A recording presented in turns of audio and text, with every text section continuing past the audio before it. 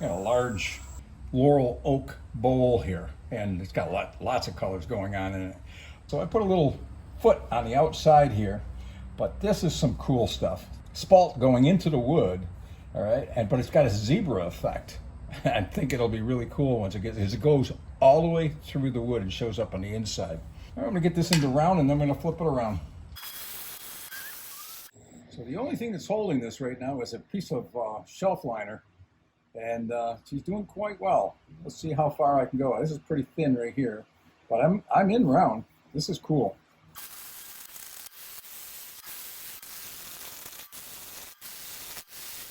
This is an Air Trend Pro.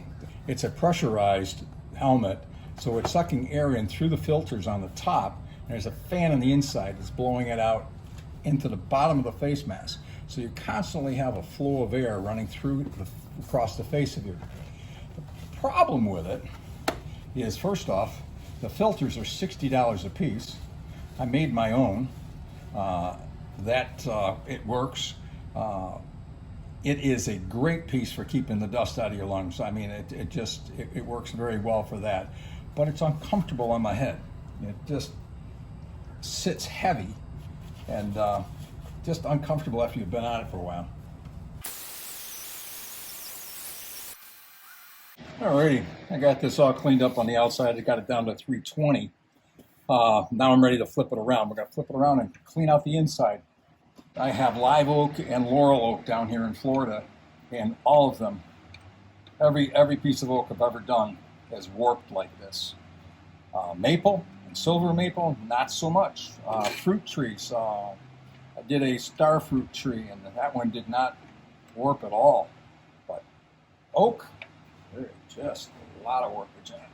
Now there's a pattern that was on the other side, and it carries all the way through the wood. So we're going to see what we got here. This could be very, very cool. I'm running at 500 RPM.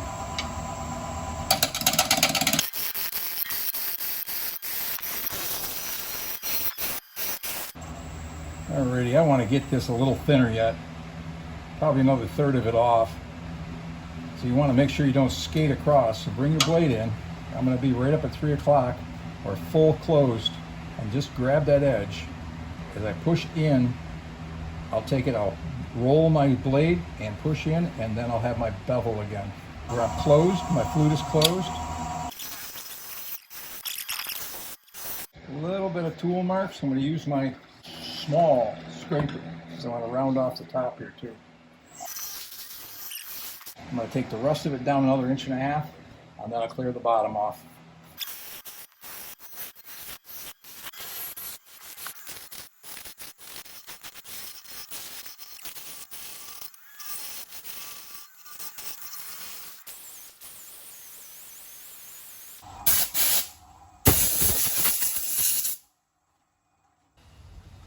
This is laurel oak, and there's some spalt going on through here. It goes all the way through the bowl. On the other side, it just looks fantastic.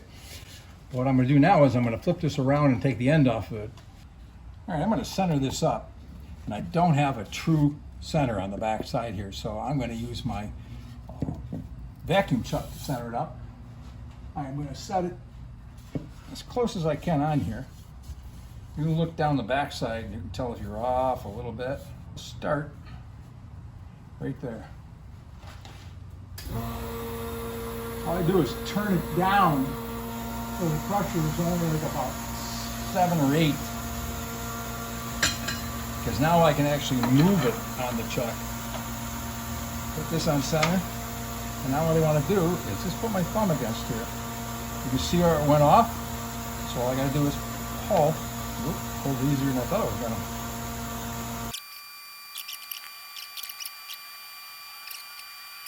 You're getting better than that. So now you turn it back up again.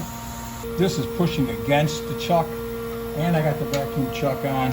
So this gives me just a little more safety in there. And then I'll take my tenon down into here, and then I'll take off the back tailstock. Now we got to take the center out. And you can see how the hole is off center. So that really didn't happen this time. Very gently here, we're going to take this off.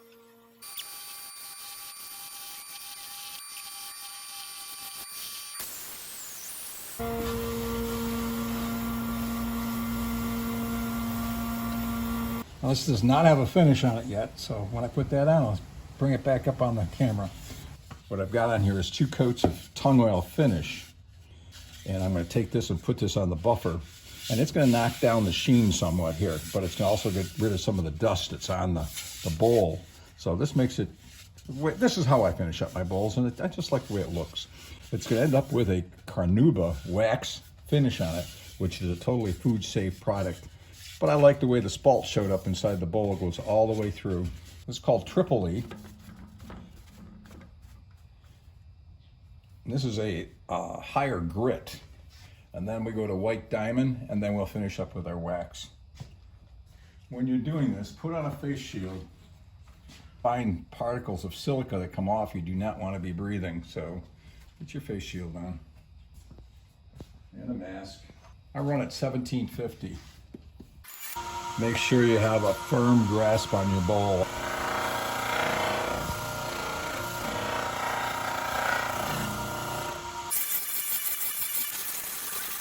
Just a quick hit with a Triple E. Now I'm going to go to white diamond. This is a Beals buffing system. And on the shaft that I got here, I bought the extra shaft piece.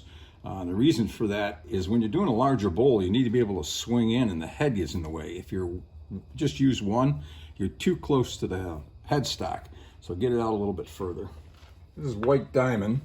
And what I do not use this on is any kind of live edge or has bark.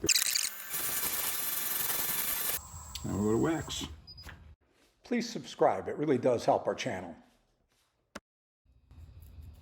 Got a beautiful finish on it. Nice and smooth. I mean, when you pick up a bowl and you touch it, you can tell. It's always nice to have something that gives a detail to the bowl. This one's got a little detail here with a knot, which I like the additional things on them.